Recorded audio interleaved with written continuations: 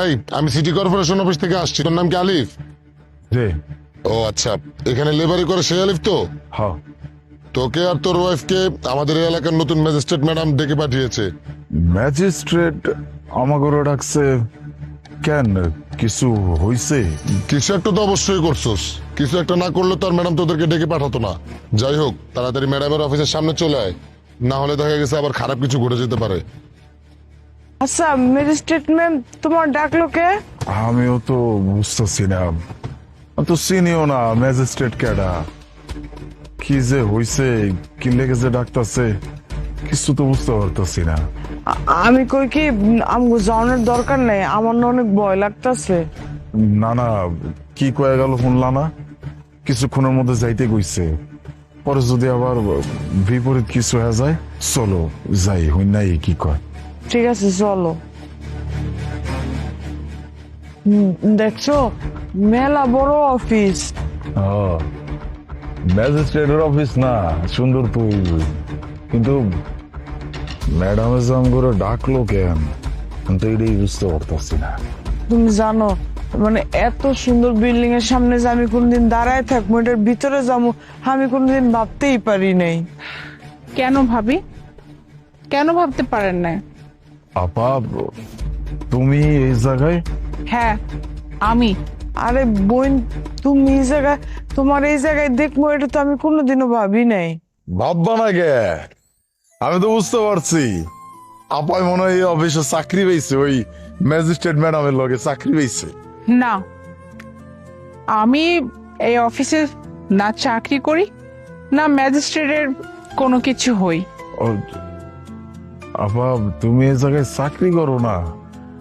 আম করো না, ওই ম্যাজিস্ট্রেট ম্যাডাম এই জায়গায় ডাকছে, কি লেগে ডাকছে তাও তো জানি না। ম্যাজিস্ট্রেট ম্যাডামরা কোনোদিনও দেখিও নাই, আমরা তো চিনি না। এই জেলার নতুন যে ম্যাজিস্ট্রেট, তাকে আমিও চিনি, আর তোমরা দুজনও খুব ভালো করেই চেনো। আমরা চিনি? আমরা তো চিনি না। যে ম্যাজিস্ট্রেটের কাছে আসছো, যার কথা বলতেছো, সেই ম্যাজিস্ট্রেট আর কেউ না, তোমাদের সামনে যে দাঁড়িয়ে আছে মানে আমি, তোমার বোন, আমি হলাম সেই ম্যাজিস্ট্রেট। হ্যাঁ আপা, তুমি সত্যি কথা কইতেছো? তুমি এই শহরের ম্যাজিস্ট্রেট? আর আজকে যে আমি ম্যাজিস্ট্রেট, এটা সম্পূর্ণ ক্রেডিট কার উপর যায় জানো ভাই? তোমার উপরে। তুমি এসব কি কইতাছো? আমরা তো তোমার লেগে কিছুই করি নাই। তুমি যে নিজের পায়ে দাঁড়াইছো, নিজে পরিশ্রম করেই তো দাঁড়াইছো। এক মিনিট,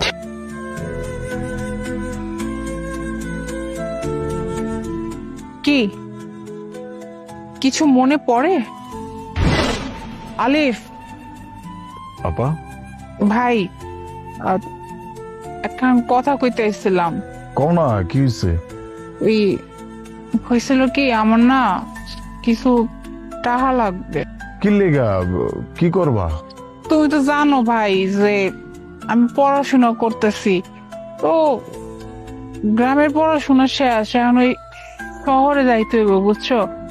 আমার তো স্বপ্ন অনেক বড় কিছু করার, এখন শহরে না গেলে তো এটা পূরণ করতে পারুম না।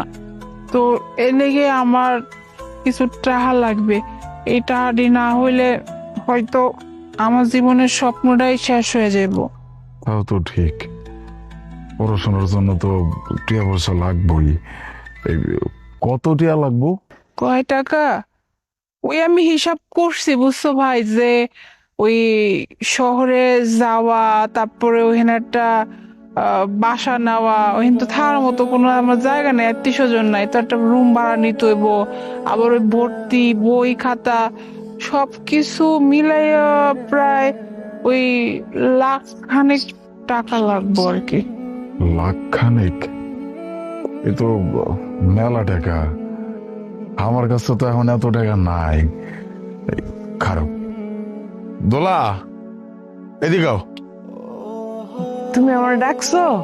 ওই তোমার গলায় যে স্বর্ণের চেন আছে না, ওটা আমার দাও। চেন দিমু মানে? কেন, কি করবা? আপা তো গ্রামের সব পড়াশোনা শেষ করে লাইছে, আবার এখন শহরে যাইতে হইব, পড়াশোনা করব। আবার না বড় স্বপ্ন আছে, অনেক বড় হইব। ওই জায়গায় গেলে খাওয়া দাওয়া, থাকা, পড়াশোনা সবকিছু মিলায়া একটা খরচের ব্যাপার আছে। এই ওই জন্যই আর কি চেন্ডা আবারে দিয়ে দিন, ওটা বিক্রি করে আপা খরচ চালাইতে পারবো। দাও। না ভাই, তুমি কি পাগল হয়ে গেছো? হ্যাঁ, কি কথা কইতেছো?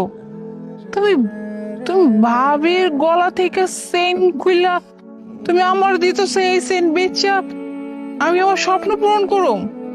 দেহ, তুমি খুব ভালো করে জানো এটা আমার মায়ের দেওয়া শেষ একটা স্মৃতি। আর এটা যদি এখন দিয়ে দেই কেমন দেখায় না? বুঝছি তো, ঠিক আছে, তোমার মায়ের শেষ স্মৃতি। দেখো, স্বর্ণ অলংকার মানুষ কিল্লেগে রাখে, বিপদে যেন কামে লাগে, তাই না?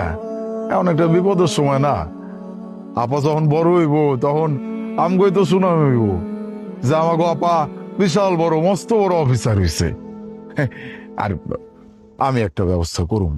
হ্যাঁ, দাও।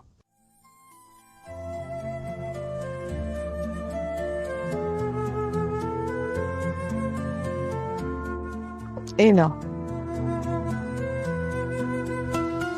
আপা, এই এলো, তুমি এটা বিক্রি করলে কিছু টাকা পাইবা। আপাতত তো এখন কাছে টাকা পয়সা নাই, তুমি না করো না, তুমি এটা রাখো, পরে দেখো। ভাই,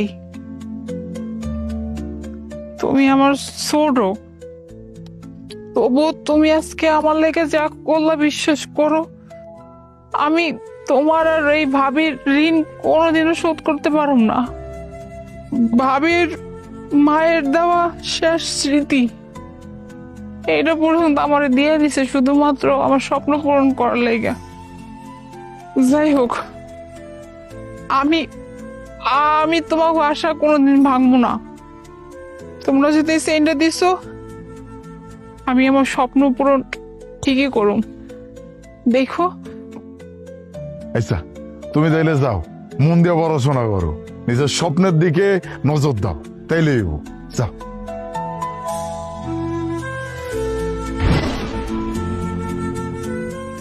আপা, তুমি চেন এটা বিক্রি করো নাই? না রে ভাই, এই চেনটা বিক্রি করার সাহসই হয় না আমার। কারণ তুমি আমার ছোট ভাই হওয়া সত্য, তুমি তোমার বউয়ের এই চেন, যেটা কিনা তার মায়ের দেওয়া শেষ স্মৃতি ছিল, তুমি একটাবার চিন্তা করো না যে ওর কাছ থেকে চেনটা নিয়ে নিলে কেমন লাগবে। শুধুমাত্র আমার কথা চিন্তা করছো যে আমি কিভাবে আমার স্বপ্নটা পূরণ করব। আমার স্বপ্ন পূরণ করার জন্য তুমি আমাকে চেনটা দিয়ে দিচ্ছিলে, তাই আমি এটা বিক্রি করার একদমই সাহস পাইনি। ভাবি, এই যে তোমার চেন। যাই হোক, তোমরা তো আমার জন্য যথেষ্ট করছো। মানে কখনো ভাই তুমি এইটা আমাকে বুঝতে দাও না যে আমি তোমার চাচার মেয়ে। সবসময় নিজের বোনের মতো করে দেখছো। মানে সবসময় তুমি আমার ছোট ভাই হওয়া সত্ত্বেও সবসময় থাকে না যে বড় ভাই দায়িত্ব নেয়, বড় ভাই এইটা খেয়াল রাখে, সেইটা খেয়াল রাখে। আমার জন্য তুমি সবসময় এটাই করছো। সব থেকে অবাক করার বিষয় তো, আমি তোমার বড় বোন হওয়া সত্ত্বেও তুমি আমার স্বপ্ন পূরণে যে দায়িত্ব নিছিলা, বিশ্বাস করো মাঝে মাঝে আমার কাছে মনে হয় যদি আমার আপন রক্তের ভাই হতো তাহলে এমনটা করতো না। যাই হোক, এসব কথা বাদ দিই, তোমরা তো জীবনে অনেক কিছু আমার জন্য করছো, তাই তোমাদের কাছে আমার একটা জিনিস চাওয়ার আছে। কি দিবে আমাকে? আপা, আমরা তোমার লেগে কিছু করি নাই তো, যা করার, যা পরিশ্রম করার সব তো তুমিই করছো। আর উপরে আল্লাহ ছিল, তোমার উপর রহমত ছিল, সবার দোয়া ছিল, এজন্য তুমি সবকিছু করতে পারছো। আমরা কিছু করি নাই। এই আর তুমি কি চাও কও, আমরা তোমারে দেওয়ানোর চেষ্টা করবো। আমার চাওয়া তেমন কিছু না। আমার চাওয়া হচ্ছে আজকের পর থেকে তোমরা দুজন আমার সঙ্গে থাকবে, আমরা একসাথে থাকবো। না না আপা, এটা তো সম্ভব না। তুমি কইছো তাতে আমরা অনেক খুশি হয়েছি। তুমি যে তোমার বাইরে মনে রাখছো, তোমার ভাইয়ের বউরে মনে রাখছো, তাই তো আমগো কাছে বিশাল ব্যাপার। আমরা কোন জায়গার মানুষ, আর তুমি এমন মস্ত বড় অফিসার হয়ে গেছো। তোমার কত বড় অফিস, তুমি ম্যাজিস্ট্রেট হয়ে গেছো। হাওয়া ঘর চাওয়ার কিছু নাই, মনে থেকে খালি এইটাই চাইতাম যে আমার আপা ভালো কিছু করুক, নিজের স্বপ্ন পূরণ করুক। তুমি তো করছো, খুব খুশি হয়েছি। তোমার যে এতদিন পর দেখছি, তুমি কিন্তু মাশাআল্লাহ অনেক সুন্দর হয়ে গেছো গা, খুব খুশি হয়েছি না? হ্যাঁ, আমি তোমারে কইছিলাম যে আফাই দেখো পড়াশোনা কইরা একদিন বড় অফিসার হইব। দেখছো, আমার কথাই সত্যি হইছে। আর আপা, আমরা তো কোনো চাহিদা নিয়ে তোমারে কোন রকম সাহায্য করার চেষ্টা করি নাই। আমাকে মন থেকে একটাই কথা ছিল যে তুমি ভালো কিছু করো।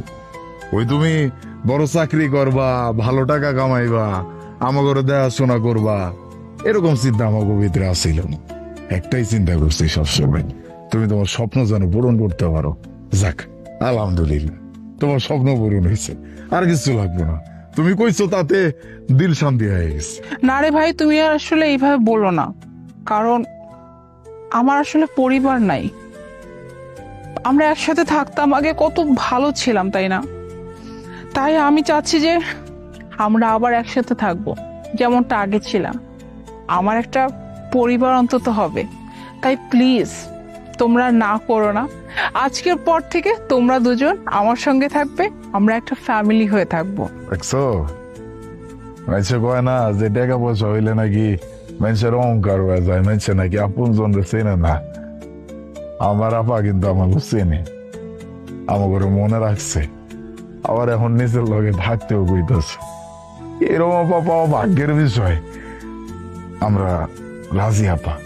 আচ্ছা ঠিক আছে, বাসায় যাব তার আগে যেহেতু অফিসের সামনে আসছো, কি বোনের অফিসটা দেখবে না কিরকম? চলো অফিসটা ঘুরিয়ে নিয়ে আসি।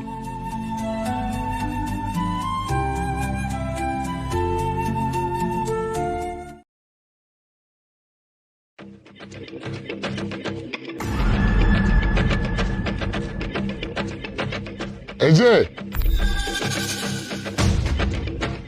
আলিফ, এখানে চা খাবো না, চাটা রাখো তো। চা খাবো না মানে কেন?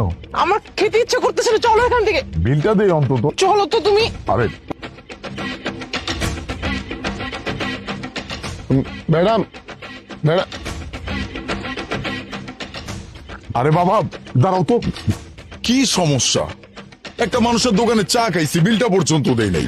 আলিফ, আমার না ভালো লাগতেছে না, কেমন জন্য অস্থির লাগতেছে, বাসা চলো। আরে দাঁড়াও তো, তুমি এক কাজ করো, যাও তুমি গাড়িতে গিয়ে বসো, আমি বিলটা দিয়ে আসি। খারাপ দেখা যায়, যাও।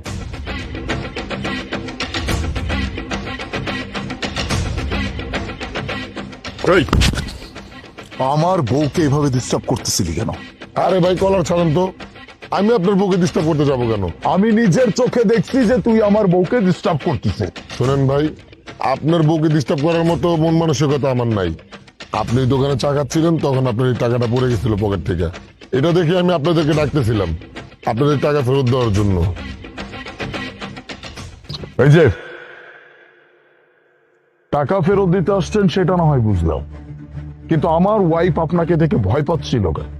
সেটা আমি কিভাবে বলবো? সেটা আপনি আপনার ওয়াইফকে জিজ্ঞেস করেন। আমার ওয়াইফকে কেন জিজ্ঞেস করতে হবে? আপনি নিজে বলবেন। ওই যে বললাম, আমি নিজের চোখে দেখছি, আমি দেখছি আমার ওয়াইফ আপনাকে দেখে ভয় পাচ্ছিল, কিন্তু কেন সেটা যদি আপনি এখন আমাকে না বলেন, আমি আপনাকে চাইতে দেব না। শুনেন ভাই, আমি তো আপনাকে বললাম যে আমি বলতে পারবো না। আর তার থেকে বড় কথা, কোনো স্বামী চায় না তার স্ত্রীর প্রাক্তনের কথা জানুক, তো আমি কিছুই বলতে পারবো না। হোয়াট? প্রাক্তন বলতে? এখন তো আপনার অবশ্যই বলতে হবে যে আমার ওয়াইফ আপনাকে দেখে ভয় পাচ্ছিল কেন। আসলে আপনার স্ত্রী আমার এক্স গার্লফ্রেন্ড ছিল, ওর সাথে আমার বিয়ের কথাও ছিল, কিন্তু তারপর আর আমাদের বিয়েটা হয়নি, আর আমাদের সম্পর্কটাও কন্টিনিউ ছিল না। তারপর থেকে আমি আর ওর সাথে যোগাযোগ করি না। ও নিজে এখানে এসে সেটেল হয়ে গেছে। আর ভাগ্যক্রমে দেখেন, আমিও এখানে একটা পাশি কোম্পানিতে জব করি, আর আপনাদের সাথে আনফর্চুনেটলি এইভাবে দেখা হয়ে গেছে। তা আমি চাইনি যে আমার জন্য কেউ কোনো ঝামেলা পড়ুক বা কেউ কোনো প্রবলেম ফেস করুক। আর আমার এরকম কোনো ইন্টেনশন ছিল না যে আপনার ওয়াইফকে আমি বিরক্ত করার জন্য বা কিছু বলার জন্য আমি আসতেছিলাম, জাস্ট আপনার টাকাটা ফেরত দেওয়ার জন্য আমি আপনাদের ডাকতেছিলাম। ধন্যবাদ।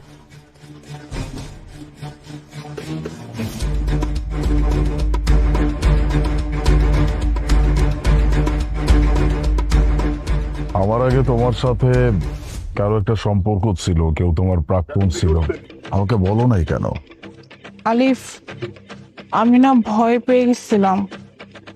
আমি ভেবেছিলাম তুমি যদি আমার পাস্ট সম্পর্কে জানো বা আমার এক্স বয়ফ্রেন্ড সম্পর্কে জানো, আমাকে নিয়ে যদি তুমি কোনো খারাপ মন্তব্য করো বা এই সম্পর্কে যদি কোনো ফাটল ধরে, শুধুমাত্র এই ভয়ে আমি আমার পাস্ট নিয়ে তোমাকে কিচ্ছু শেয়ার করি নাই। অতীত সবারই থাকে মুনা, তোমারও ছিল, আমারও ছিল। ইভেন আমার অতীত আমি তোমার কাছে শেয়ারও করছি। কেন জানো? কারণ তোমার সাথে আমি একটা বিয়ের বন্ধনে আবদ্ধ হচ্ছিলাম। তোমার সাথে আমার জীবনটা পার করতে হবে। এখন যদি আমি তোমার কাছে আমার সবকিছু শেয়ারই করতে না পারি, আমি তোমাকে সেই বিশ্বাসটাই না করতে পারি, তাহলে তো হবে না। বিশ্বাস হচ্ছে একটা সম্পর্কের মূল ভিত্তি। এখন তুমি যদি আমার কাছে তোমার পাস্ট বলতে ভয় পাও, তাহলে এখানে বিশ্বাসটা কোথায় থাকলো? আমি চাই আমাদের ভিতরে বিশ্বাস থাকুক, আমাদের ভিতরে ভালোবাসা থাকুক। অন্য একজন মানুষের কাছ থেকে এই কথাগুলো শুনতে ভালো লাগে। আই এম সরি আলিফ, ভুলটা আমারই ছিল। যাই হোক, আমি তোমাকে কথা দিচ্ছি, আজকের পর আমি আর কোনো কিছু তোমার কাছে লুকাবো না। আমার জীবনে যা কিছুই হবে আমি তোমাকে সব কিছু শেয়ার করবো, প্রমিস। তোমার থেকে সেটাই আশা করি। চলো।